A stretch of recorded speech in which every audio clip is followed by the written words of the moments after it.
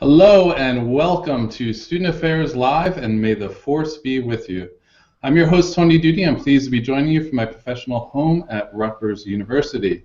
We broadcast on the Higher Ed Live network, and you can tune in to Student Affairs Live along with my good friend and colleague, Heather Shea Gasser, every other Wednesday this spring at 12 o'clock noon Eastern Time. In a moment, I'll introduce you to our distinguished panel.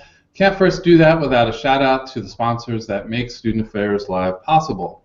Higher Ed Live is sponsored and produced by M. Stoner, a marketing communication firm that works with education institutions on branding, strategy, web design, and more. Student Affairs Live is also sponsored by ACPA, College Student Educators International. ACPA's strategic partnership with Higher Ed Live calls attention to the pairing of innovative professional development delivery with the strength of a renowned professional association. ACPA publishes the Journal of College Student Development and About Campus. You can join the conversation today on Twitter using the Higher Ed Live hashtag. Thanks to the nerdtastic Robin Janice, Rutgers Director of Leadership, for monitoring today's back channel. Now, a quick disclaimer. I'm not quite sure if I'm qualified to be a nerd or not. I will share that I spent a lot of time at bowling alleys playing Asteroids and Space Invaders in my younger days. And I did have one of the first personal computers, a TRS-80. Model 3 that didn't even have a floppy disk. I actually had a tape cassette backup. So I'm eager to understand if I fit the qualification to be put into the nerd category today. To frame the discussion for our viewers, I'm going to start off by trying to define some of the terms. We're going to talk about some of the challenges and stereotypes, and then we'll share programs, approaches, and initiatives, hopefully that viewers can take back and use back on their campus. Now, I'm pleased to have join me several champions of geek culture today. Alfred, Brian, Carey, Eugene, welcome and thanks for joining our show today. I'm going to start off by having each of our guests share your school, your role, and something specific that you geek out about. Let's start off with Alfred. Sure. Hi, everybody. I'm Alfred Day. I work at University of California, Berkeley. And my role there is I work within the Dean of Students' office as care manager, working with students of concern and students in distress.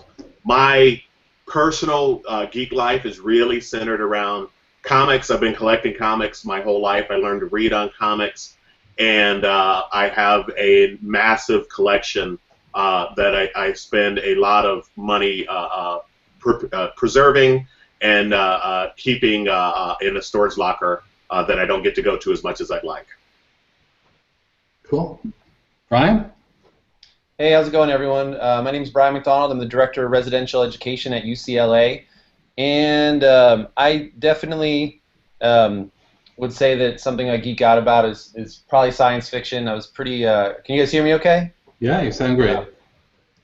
I was kind of sad that for anybody who saw the Star Wars trailer that just came out the other day, somebody already got a tattoo of the image of Darth Vader's mask burned up. Like someone already got that, and they beat me to the punch. So I would definitely say, science fiction is the space I went to as a kid and continue to go to in terms of my biggest nerdy passion.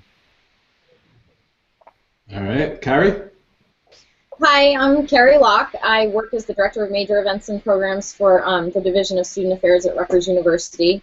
Basically what that means is I help oversee our programming board that does a lot of our programs on campus, and then I'm lucky enough to be able to do a lot of different traditional programming like Convocation and Homecoming, but then able to work on other events that we kind of just bring to life depending on what need there is on campus and what students are interested in it. Hence my involvement with Geek Week and stuff like that. From a nerd, something I geek out about, I would say like I've always, as long as I can remember, I've had a passion about space and space travel and space exploration, and then as I got older really got interested in kind of how, astronomy, astrology, like all of the different kind of ways that space and, that type of like cosmic stuff like relates to kind of the human experience. Great. Eugene? Hi, my name is Eugene On. I, in my day job, make nerd and geek music as Adam Warrock. I have also done Geek Week related events at a bunch of universities, including Rutgers and UCLA and places like Penn State and George Mason, Cornell, and things like that. I currently am working with Carey in their major events division and helped do their Geek Week this year at Rutgers University. And I guess other than comic books, which Alfred already took, I'm hugely nerdy about television. I watch probably more television than I should, and have always kind of been obsessed with the process of like making it and writing it and keeping up with shows like Firefly and Parks and Rec and True Detective and things like that. What's your favorite show?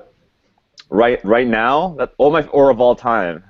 Of all time, it's The West Wing, which makes me a huge nerd. Great. All right, so let's move on and go back to what I was talking about earlier. Alfred, maybe you can help us out. How would you define a nerd? What makes someone a geek? You know, it's an interesting question, and we've talked about this over the last few years as we've sort of dug into this movement. And you know, we often use the terms nerd and geek interchangeably, even though etymologically they come from very different places. But my most useful definition of a nerd is someone with a deep and abiding passion for something that's a little bit outside of the mainstream, and to which it is not necessarily the thing that most people would look at you and say, oh, you are a wonderful and social person because you love this thing.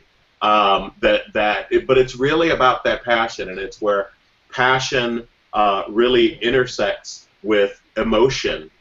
Is for me the sort of center of nerd and geek life. And when we're talking about nerd and geek life in the context of students, it's really those students who have come with these deep and abiding passions for things and for areas and communities that we have heretofore not necessarily offered them in college environments.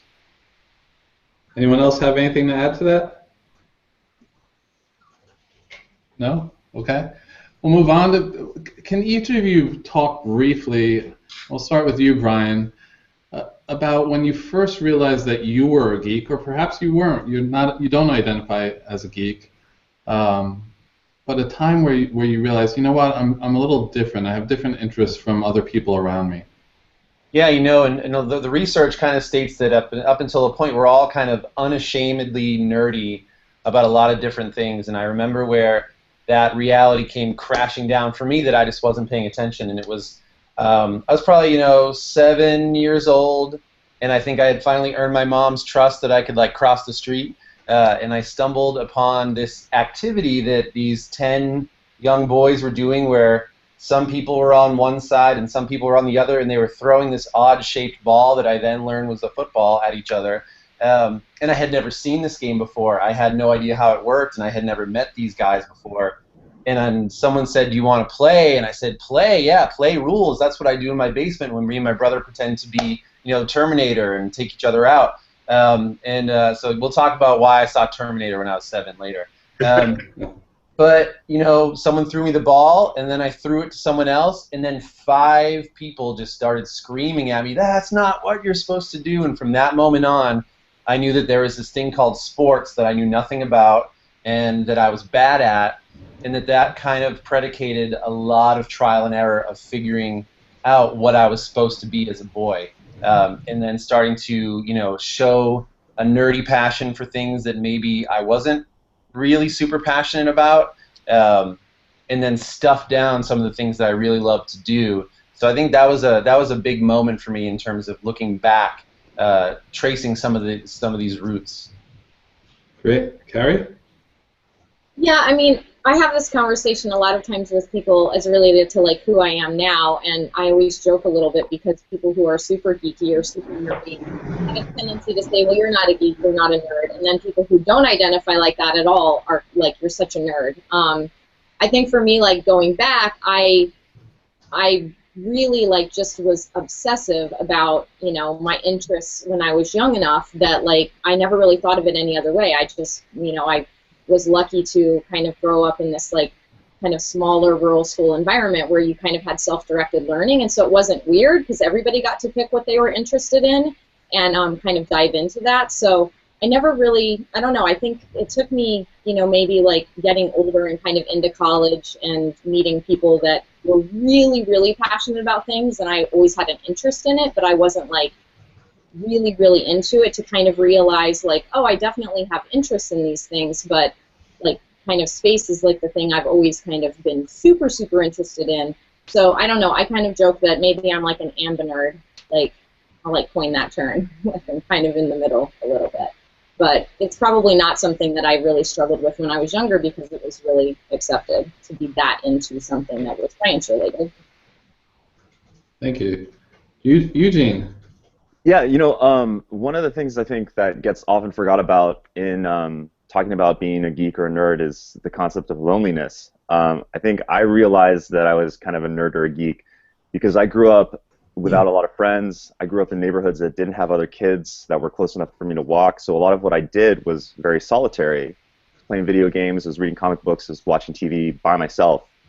And then you go into social situations like high school, and people aren't into the same things you're into, and you feel even more alone. And then you are in school, and maybe because you didn't have anything to do, you studied and did all the extra credit and got really good grades, and then you get isolated for being successful at that. One of the cool things I think about nerd culture currently is that it's very much about finding community and people who are into the same stuff that you're into. And I think it's comes from a lot of people who grew up as very like lonely, isolated, solitary people. So pretty much I understood that concept once I had to actually go and be in social situations and have absolutely no idea how to handle myself, because I was always growing up doing very solitary, geeky things. Great. Alfred?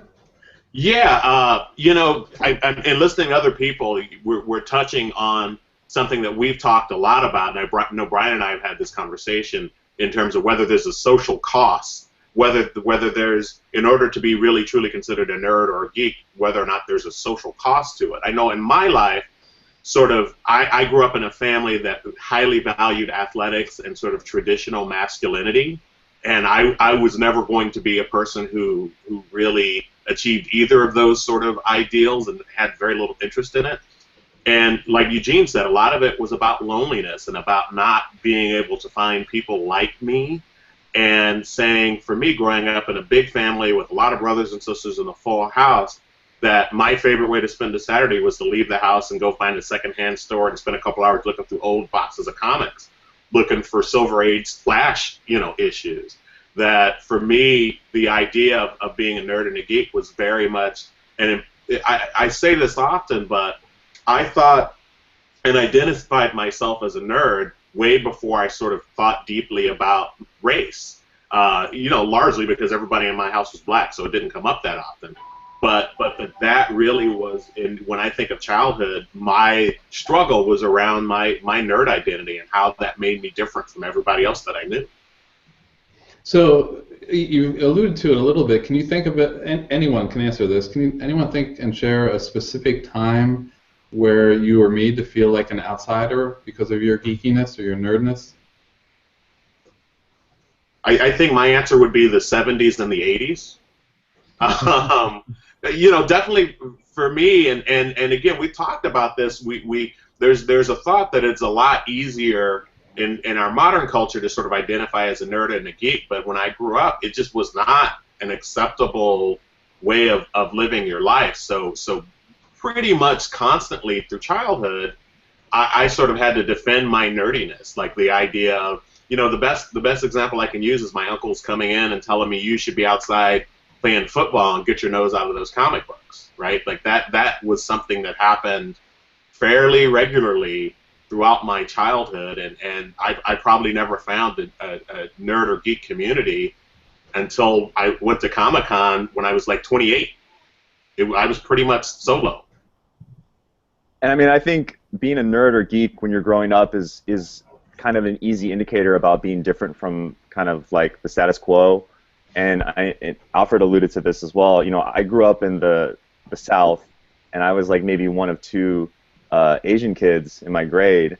And because I had a Game Boy or really liked comics oftentimes you get teased as a nerd or a geek, and then throw in it other racial kind of undertones of it. It's just a way of making people feel different, making people feel not accepted, which is why it's interesting to see the culture now is very much about like everyone's a nerd, even jocks can be nerds and things like that. It's very opposite from how a lot of people who are adults in the nerd culture today grew up, because being a nerd was just like a big target on your back, just as a way to make you feel different, which is something that I think is really positive about what we're talking about today, is because it's about helping kids who grew up maybe lonely, maybe feeling different, and realizing that there's a place for them in the college that they go to.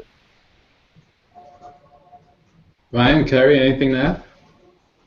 I would just, go ahead, Carey. No, go ahead. No, you got it.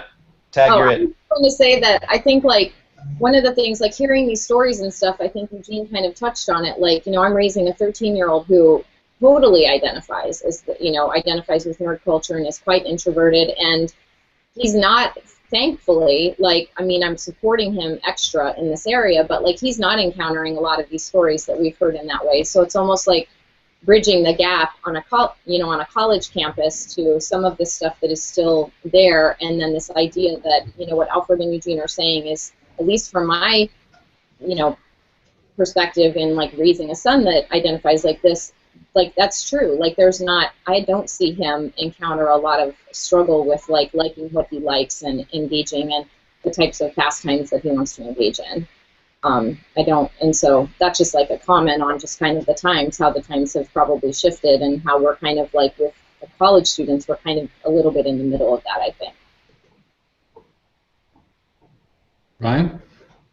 Yeah, I have the, in retrospect, the memory of once I realized you could stand out, I did everything I could to just fade into the background and not stand out. And I think that there's absolutely some, a lot of progress that's been made, but even, when if I've taught a class or if I've done other things, there's still an avoidance to kind of go like this and stand out for your intellect. And, some folks may not have that experience, but I do think I remember just being very cautious about standing out, because when I had done so in the past as a kid, there were consequences. And so it led to, in retrospect, underperformance in school, and really the first community I had later on, probably late middle school, early high school, the first people to take me in and sort of say, hey, we like you, you're a good kid, were people who also were troublemakers, right? And so I think that's an interesting thing that happens when we look at why do kids cause trouble, why do people do graffiti, why do people vandalize. Sometimes the folks who bring you in, that's your tribe, that's your group of people who looked out for you first. And so those are some of the things that I kind of have reflected on as I've thought about this in a more kind of scholarly way, I guess, in recent years. Nice. So I've had this conversation with you, Ryan, about terminology. Again, anyone can answer this question. I think some people might argue that the word geek is somewhat derogatory. Can you all talk a little bit about your approach and how you use the terms geek, nerd, dweeb? Are they interchangeable? Is there a particular stigma attached to certain words? I mean, I'll go first. I don't think there's a stigma attached to it, but it's it's because it's so ubiquitous now to be nerdy about something, and I think before, when people were like, a lot of the stuff that's in pop culture was new, and now it's just completely accepted. Every kid has a Nintendo 3DS. It's cool now to play Dungeons and Dragons and to play Magic the Gathering and stuff like that in middle school. Because I volunteer at a library and do a middle high school or Magic the Gathering program. And like it's these kids, they all do it at lunch now, whereas before you would have been shamed out the building for playing this when I was growing up. And so I think that it's just an easy signifier for people to know that you're into gaming and you're into pop culture and are really into it now. So it's not even like a term that is thrown at people. It's just a label, or it's a signifier that helps people kind of recognize when someone else is maybe into the same stuff that they're into. Yeah, I would agree. I think one of the things that there's a big component of it that's reappropriating a term that in the past has been used hurtfully, I definitely had people call me a geek or a nerd when I was younger, and it wasn't meant as a term of affection. But it's also an easy identifier. Like, it fits, right? Like, it's an identity for me that fits more than most. When you say, you know, when somebody says they're a geek, I know something about how that person views the world, and I know that I can find some way of interfacing with that. When I was talking to a good friend of mine about these terms, who has 2 young daughters, and her response was, well, I taught my daughters not to call anyone a geek or a nerd, and my response was, yeah, they probably shouldn't, but it's okay to call yourself one. So I think there's a certain amount of appropriating a term that in the past has been hurtful, and building a community around it. I also think this gets really interesting to think about, like when Alfred talks about like the definition early on, where it's like this deep abiding passion for something that's outside of the mainstream. So like I spend a lot of time, like when we're interacting with students or seeing what students are interested in, it's interesting to me to think about like what's next, like what are, like now if comics and superheroes and movies and like that's a thing and everybody has a you know, a gaming system and all of this kind of stuff, then like what's the next thing? Like where are those pockets of interest that we haven't really identified as geek or nerd that we can help bring along? Like what are the things that some small, you know, there's a smaller population that they're really, really interested in, and how can we give them an opportunity to feel the way that now people who are really into gaming and comics feel? Yeah. So let's talk about the practical aspects for a moment, and we'll start off with you, Brian. What have you done on your campus to make it a little bit more geek-friendly?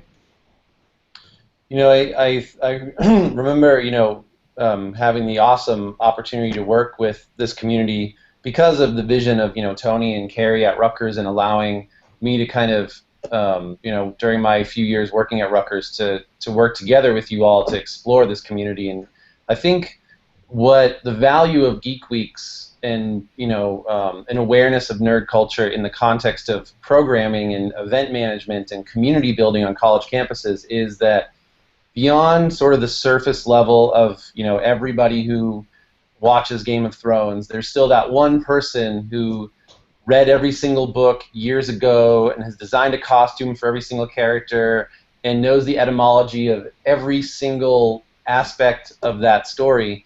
You know, where is the community for those students? And if you look at the way we typically, a lot of universities program, we usually really highly engage a very small portion of the population, versus using the ability to build community to engage everybody in some way. And I remember the very first time I had just been at Rutgers for a couple months, and you know, Carey's Rupa team had organized Max Brooks, and, you know, to come talk about what would happen if we had a real zombie apocalypse. And some traditional programmers and student leaders were like, oh, we'll get like 50 people here, and 500 people plus showed up. And Carey has a story from that night that she can share later on, if appropriate, about really a nerd moment of that evening.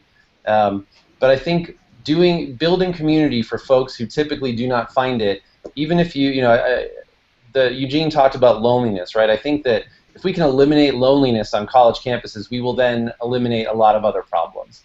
And so I think that this could be a particular avenue to explore, finding students who once identified as lonely and now have community. And I think that that's, for me, what I've been seeking to do through some of this, as well as students find careers. You know, students who did not know what they wanted to do when they finished college have worked at Geek Week at Rutgers or UCLA, or, you know, with Al and some of our other colleagues, and now have careers because of that experience. So those are some of the things that have really been meaningful for me doing that.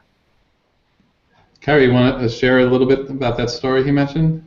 Yeah, I mean, I'll keep it brief, but that night was a little bit of a game changer for me. If you know, think about like my personal interests and stuff related to like what I do professionally, that, you know, I was one of those people like hanging out at the start of that event with Brian and thinking like I didn't really, you know, kind of know what it was. It wasn't, zombies weren't really my thing and stuff, and we were like, you know, popular, it should be good, this should be great, and we like have the room all set up and we're ready to go, and this guy comes in, and I was in my office at the time, and a couple of students come back and they're like, yeah, we have a student here, and you know, he wants to talk to somebody because he wants to bring a machete into the event. And I will say, I'm very, like, I'm a non-alarmist when it comes to programming and just, like, life. I mean, I like chaos a little bit, so I just was kind of like, all right, like, talk to him. So I'm like, you know, I go out to him, and he's like, yeah, he's like, you know, I came, and he purposely, like, said right away, you know, I came here early. It was long before the show had started. I was just really hoping that if I left my machete with you, you could have him sign it for me. And I was like, and in my mind, I'm always like, I'm very conscious of the fact that I don't know the scope of someone's interest and their passion and stuff, so I was like, machetes must be a thing. And so, and he says, he's like, I have a case for it, it's in my car, I didn't want to bring it in without asking for permission. So we work it out, he brings it in, we work out how I'm going to get it signed for him. I was like, I can't invite you into the, you know, the student leader dinner, but I can certainly connect with you before the show. Well, long story short, one of the coolest things is when Max Brooks walks in, I'm standing there in, like, you know, like slacks and a blazer with this machete, and I'm like, this student has this machete he wants you to autograph, and he goes, that's fucking awesome. And I'm like, okay, like, this is cool, we think this is cool. So he autographs it and everything, and writes it out to who the student had asked it out to, which later on I found out was himself. He was, like, embarrassed to say, like, he really wanted this. But what's really interesting about this story was that I connected with him, and he returned it to his car before the event. And fast forward about 2 hours after Brian was right, the room was sold out. Like, we had a book signing for the Zombie Survival Guide, and we didn't need it, or a book sale, because every student came in with the book already. And for me, it was awesome because it was a group of 500 students that we don't normally see at events. So in my head, from caring about why I do what I do, it was like that was a moment for me where I was like, we have 500 people in this room. It's not about the numbers. It's about the fact that there's a community of students in this room that we don't normally see at our programs and events. So that was cool. But at the end of the night, we have the book signing going on, and I run into our Rutgers zone, which is like our little party area in one of our student centers, and to get a cup of water for Max Brooks. And there's a student in line, and he's just, you know, this blonde-haired surfer-looking dude, and he's just like, oh, he's like, I just wanted to say thank you to you. And I didn't know this guy. I was like, what? And he's like, that was my brother with the machete, and you made his life. Like, he's like, he doesn't go to school here. I brought him to this event, and you just, like, you don't know what, like, just the genuineness and, like, the ability to give him, like, a sense of belonging and a special moment and stuff. Like, it was like a total game changer. It was hands down one of my top 5 favorite moments of ever working in student affairs, for sure. You know, I have to say that is such an amazing story, and almost like precisely what we're about when we talk about geek ed and really trying to embrace these students. In my work, I was in Res Life for about 20 years, but now I work on a much more individual one-on-one basis with students as care manager. My work is really with students of concern, with students who are experiencing distress or, quite frankly, causing distress. And in my office, one of the sort of tips we give to people in terms of creating a more nerd-friendly campus is take whatever that thing is you're nerdy about and find ways to publicly show that in your workspace. So in my office, I have on my desk a statue of Superman and a statue of Batman. And in working with students in distress, one of the things that I find is for a lot of those students, they really gravitate to those images and to those ideas, and they'll talk to me about them. And we'll spend 15, 20 minutes talking about Superman and Batman before we talk about whatever it is the student is actually going through. And it really gives me this sort of way in to connect with students that isn't me simply being the cold, distant administrator. I have an idea. I've been trying to write an article about it, but if anybody's ever been to Comic-Con or any sort of large comic convention, one of the things I step on in those spaces and I go, wouldn't it be wonderful if college campuses were like Comic-Con? Because if you've never been to a comic convention, one of the things that's amazing to me, last year I was walking in San Diego and I was waiting in line for a panel, and I was like, wouldn't it be great if, because panels are just basically classrooms where you're educated about something. Wouldn't it be great if we had lines waiting to get into classrooms? Wouldn't it be great if student affairs modeled sort of the conversations that people have in and around Comic-Con, where two people will just find each other who who've never met before and have a 2-hour-long conversation about The Walking Dead. One of the best examples I'll use, and this is actually a professional example, when we were presenting at the ACPA conference in Vegas a couple years ago, we put up and Brian was there, and we put up an ability for people to tweet, for us to read the tweets during the course of the conversation, and the question came up, is this really relevant? Does this matter to folks in student affairs, or is this just another silly idea? And somebody in that room tweeted, and this is a professional at a professional student affairs conference, someone in that room tweeted, this is the first time I have felt at home at an ACPA conference. I thought that was amazing, and I thought that speaks directly to how important and how much this really affects people on a very real, very personal level.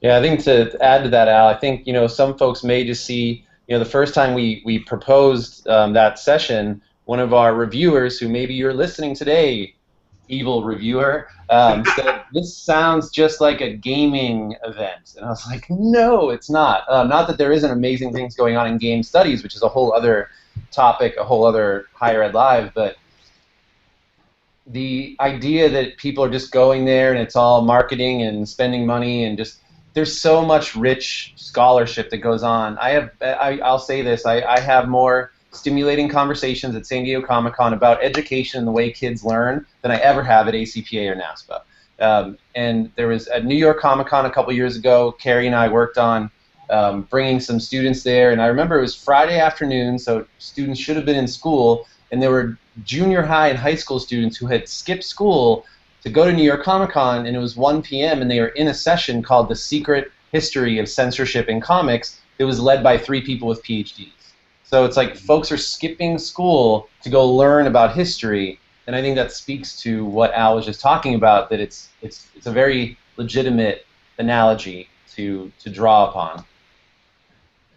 I want to share with our viewers that I was at that presentation, I guess over a year ago at ACPA, and it was one of the most innovative presentations. For those who didn't see it, it had a panel of guests. Eugene, were you on that panel too?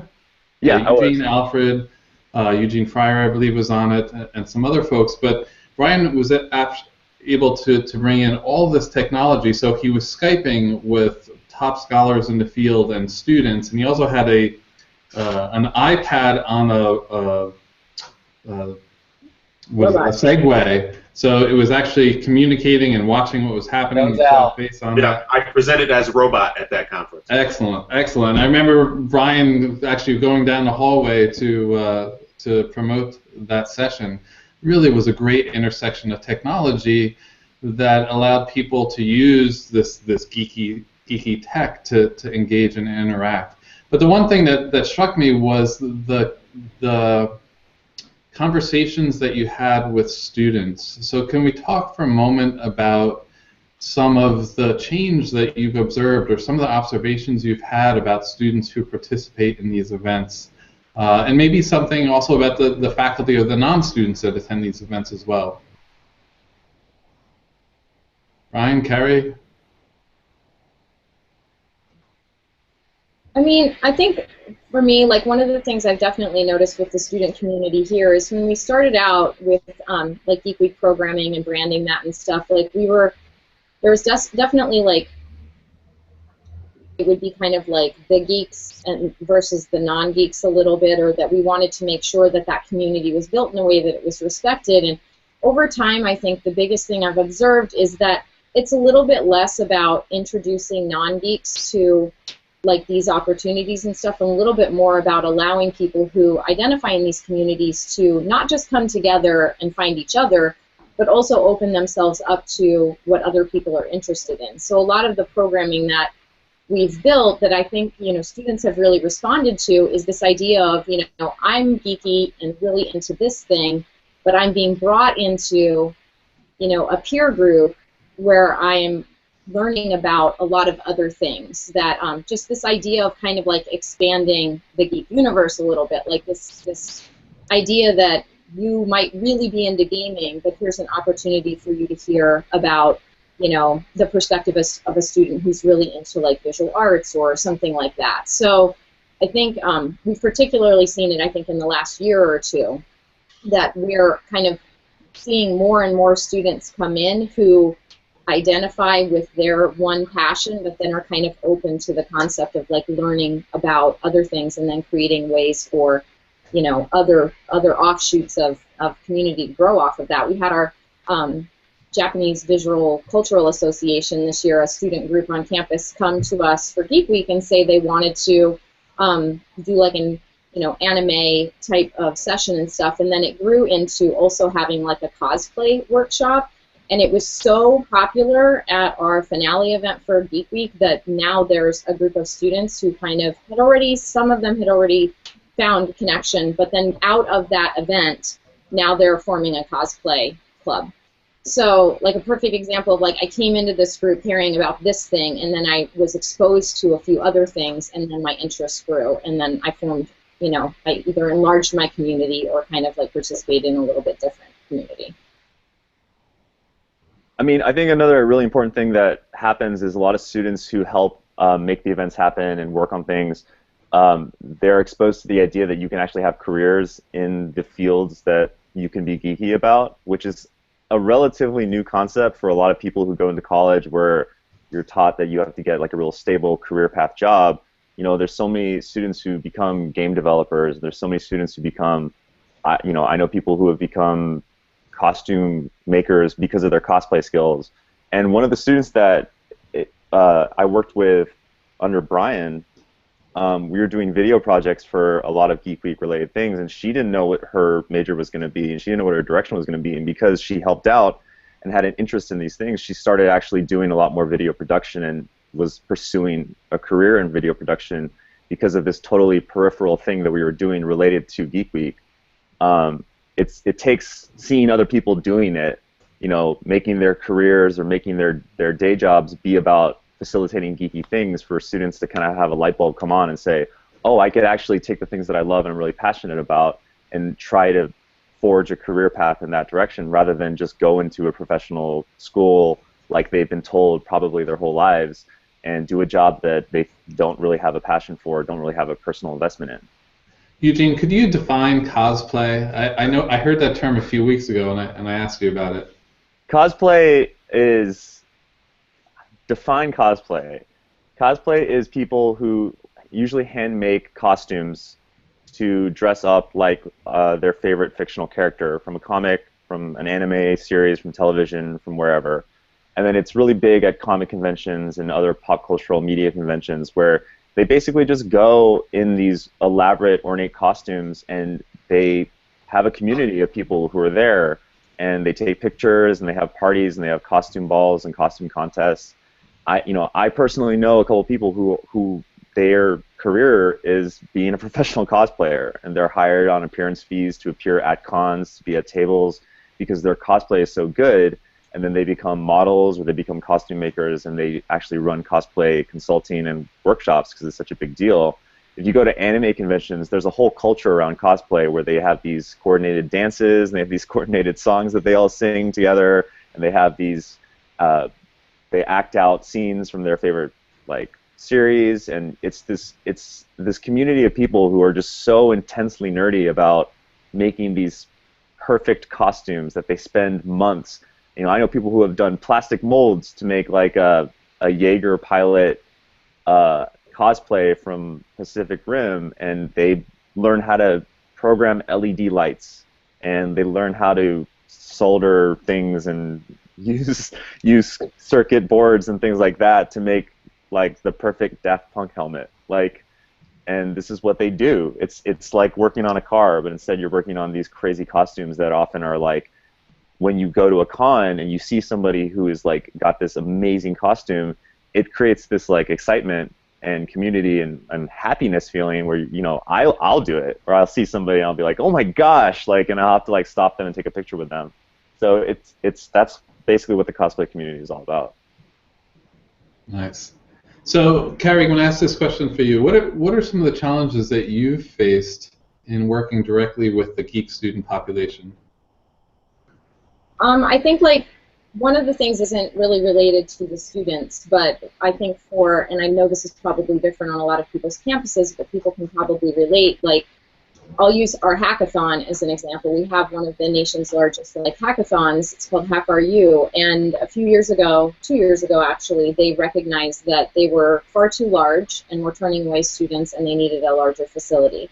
And so we worked with our friends in athletics to move them into our athletic center, our basketball arena, basically. And in the process of doing that, one of, challenges or opportunities was like a chance to just kind of educate and explain and expose people in that area to kind of just what this was, because before they were going to say yes to it, they needed to understand what it was. So just even like you just asking about cosplay, like having these types of conversations so that people, that's how the conversations, are what change everything, because someone will just say like, oh, it's just a bunch of computer nerds.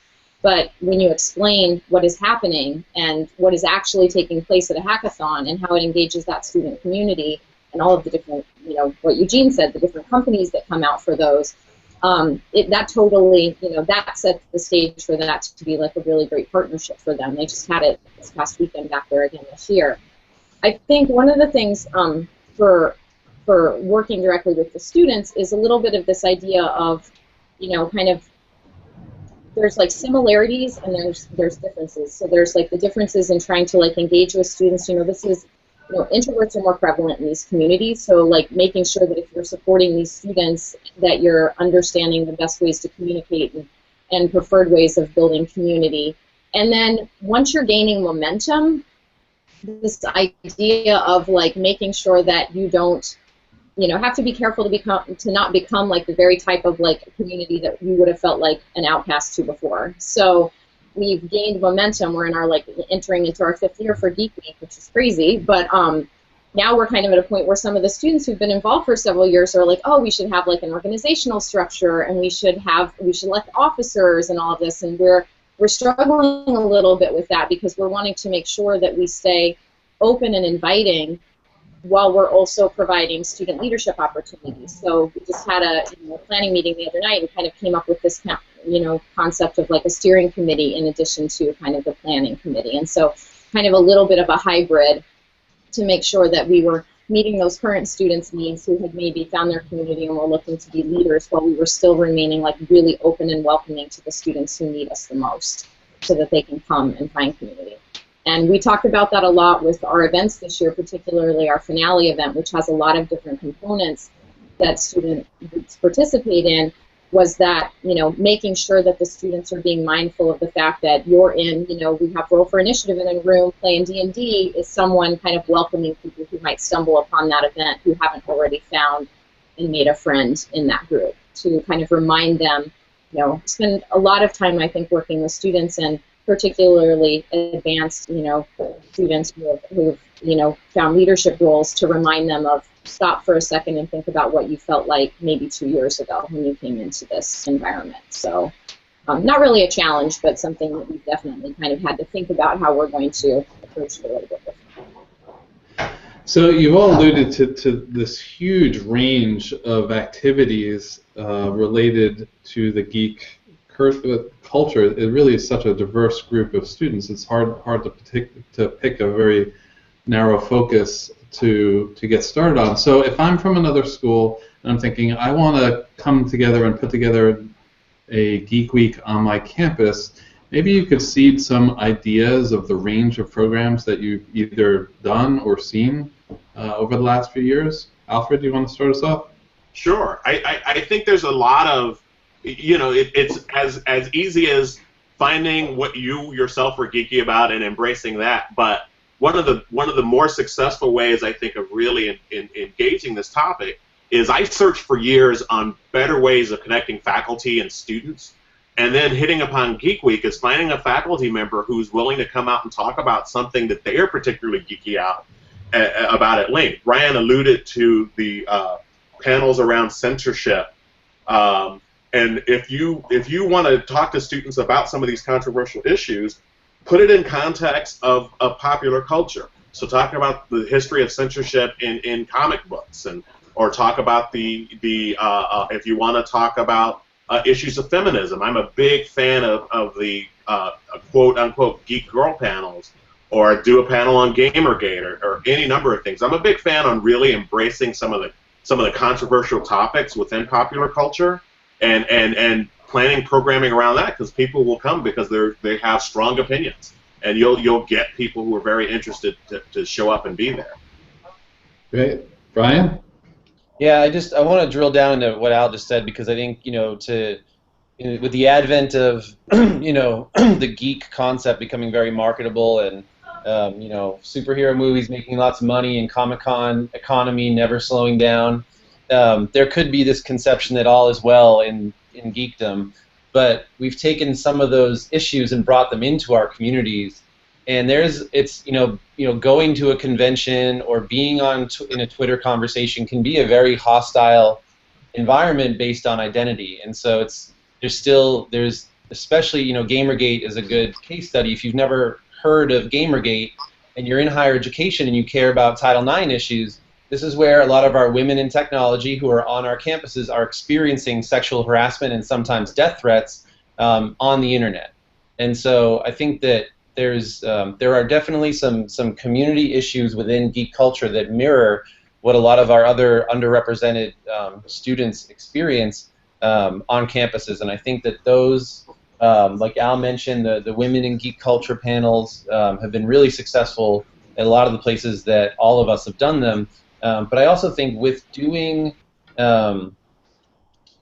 programming, tap your local resources, especially if you're just getting started with this.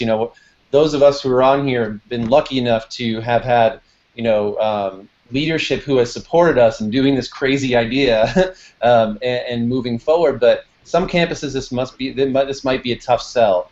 So tap your alumni network, tap your local folks. You'll be amazed at how many folks have created something nearby that will come out and talk about it, and I think that's a good starting place for programming.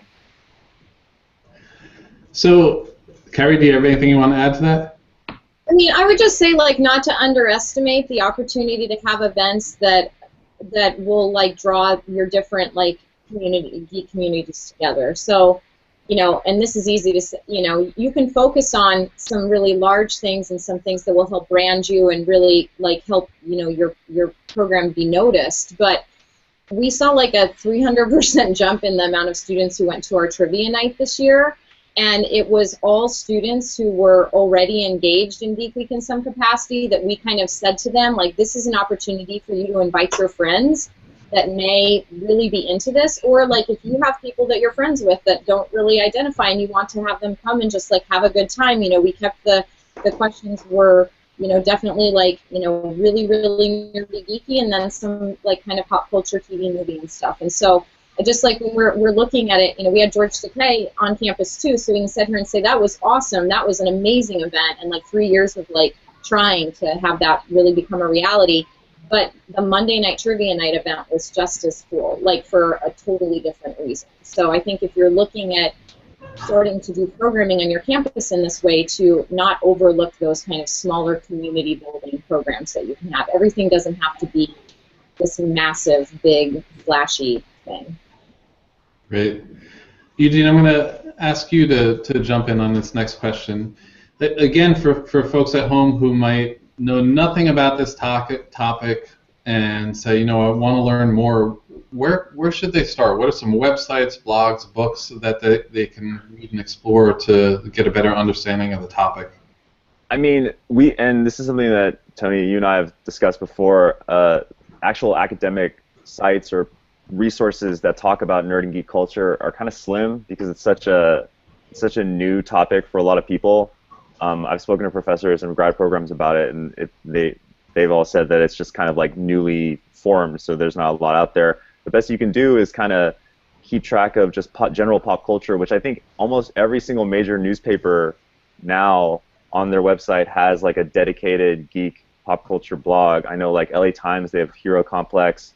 There's Comic Riffs at Washington Post. NPR has Monkey See, which is a really good blog. And then things that are very specific, like Comics Alliance for comics, and then Slash Film for movies.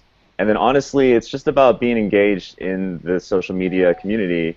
if you follow like people like George Takei or Will Wheaton or Chris Hardwick on Twitter, you know, you see a lot of back and forth of people talking about links that lead you to different places. And I mean, I can tell you without a doubt that like if you're into something, there is probably like a definitive website or blog that covers it extensively and is everything you could possibly ever want. I mean, because I went to law school, I love Supreme Court cases and keeping up with that. And one of my favorite sites on the web is called SCOTUS blog, which is like this very like plain-spoken but very in-depth blog that tracks every single case that is going to the Supreme Court in a really fun way, if that makes any sense. But and then Brian just mentioned in the chat, like there's sites like Nerds of Color, there's YouTube channels like Feminist Frequency that they do pop culture-based things through the lens of something like race relations and politics, or through gender studies and things like that. So just any number of those things. But really, most of us find things like this through being involved in some sort of digital community, whether it's Facebook, Tumblr, Twitter, things like that. This is out. There's also a really terrific book. It's called Nerds: How Dorks, Dweebs, Techies, and Trekkies Can Save America, and Why They Might Be Our Last Hope. It's a really good place to get started, just sort of getting an idea of some of the bigger issues that we're talking about. As Eugene said, there's not a lot of academic research, and I understand in student affairs we don't want to do anything without, you know, a great deal of research behind us, because God forbid we actually, you know, be you know, thinking about this stuff and just, you know, without, you know, 15 articles behind us. But this is really new, and it's actually, I'll rephrase it, I don't think it is really new. It's just nobody has thought seriously about this up until now, and I think it's people who have all of us who've grown up and managed to become successful, who identify in this way, who are able to really start talking about their own experiences. I do think some people are starting to do some research, but in essence, it's difficult. Honestly, best thing you can do, find a Comic-Con and go to it. I'll be honest, that's what I would recommend folks do. Yeah, I'll jump in. One of my favorite Twitter feeds is at Geek Girl World, and I like it because it just kind of runs the gamut. Like if you're like, you know, not exposed to this and you just kind of want to, you know, see some different things, and they do a Geek Girl World Daily where they actually grab articles that other people have posted. So the thing I like about that is that has led to finding other, you know, other feeds that I'm interested in based on, they might post like, you know, highlight 5 different things in their Geek Girl World Daily, and there might be like 2 of them that are specific interest to me, and then I can like seek that out and follow those a little bit. But my big plug is I think everybody in the world should read the book Quiet by Susan Cain. It's, you know, basically, you know, sold kind of as like understanding the power of introverts, but what it really does is just like kind of opens you up to like just really truly understanding just the whole concept of introvert, extrovert, ambivert. And I think like, you know, I think it has 2 chapters that are pretty much you know, based in like the research and stuff, which I think I skipped over, but it's there, Alfred. If you read it. But I just think it's like, it's just, I mean, that's really what this is about. It's just being relatable and listening to people and finding ways to help them get what they need on campus. And that book really helped me, you know, it helped me understand myself, the people that I worked with, the students that I was engaging with, my own family members and stuff. So power plug for Quiet by Susan Cain. Great.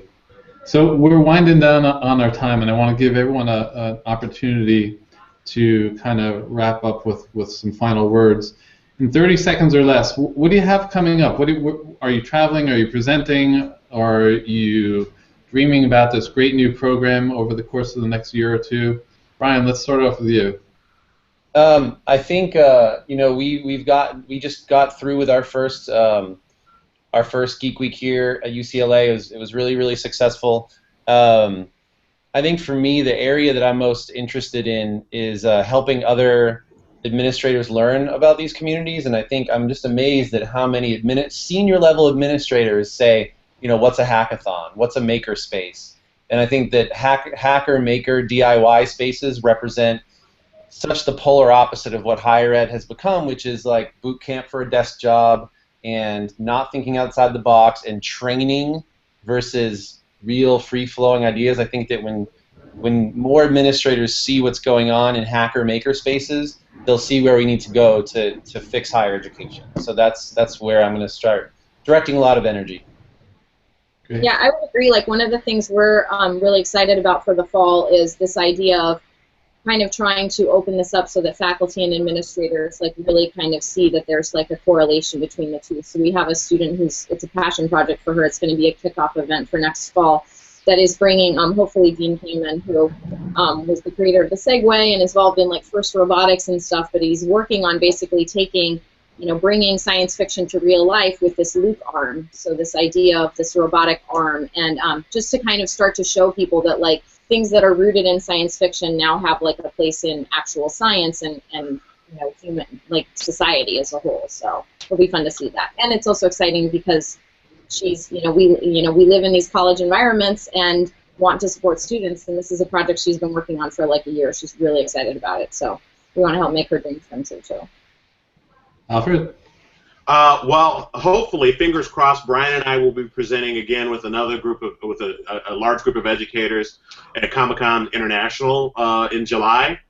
We've been doing, this will be our 5th time with that presentation, and every year it gets more and more popular. Usually we field about 200 people. I will say, if you haven't already got tickets, we can't help you. And I recently did a Pacha at ACPA that I'm really proud of. That hopefully I'll be sharing through my Twitter feed and Facebook presence coming up. The topic was misogyny and bullying in nerd communities. Yeah, I'm looking forward to checking that out. Eugene, you travel periodically. Where are you heading out next? I mean, I'm doing shows in Cleveland, Chicago, and Dayton, Ohio pretty soon. I tend to talk to a lot of younger people at these shows or at these events because they come up and talk to me.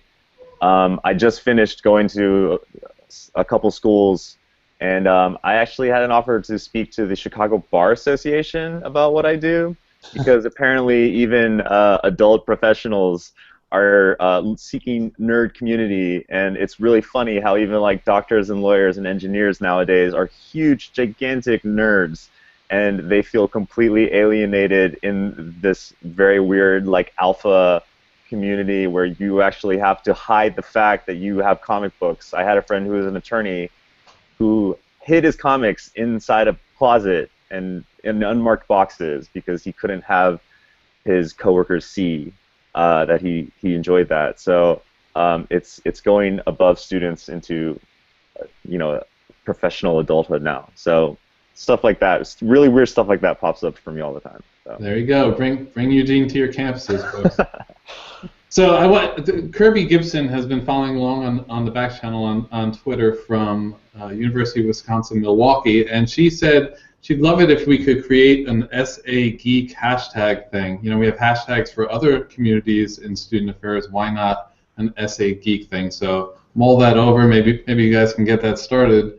Yeah, we actually have used the Geek Ed hashtag Geek Ed, but it also there's an overlap with the phrase geeked, which apparently is something deep in marijuana culture. So we got a little surprised there when we started using that. Well, thank you all for taking the time today. I didn't get to even half the questions that I hope to get to. You've all been amazing guests. I've certainly learned a lot over the last hour. Please, everyone else, feel free to share the link of the recorded show with other folks.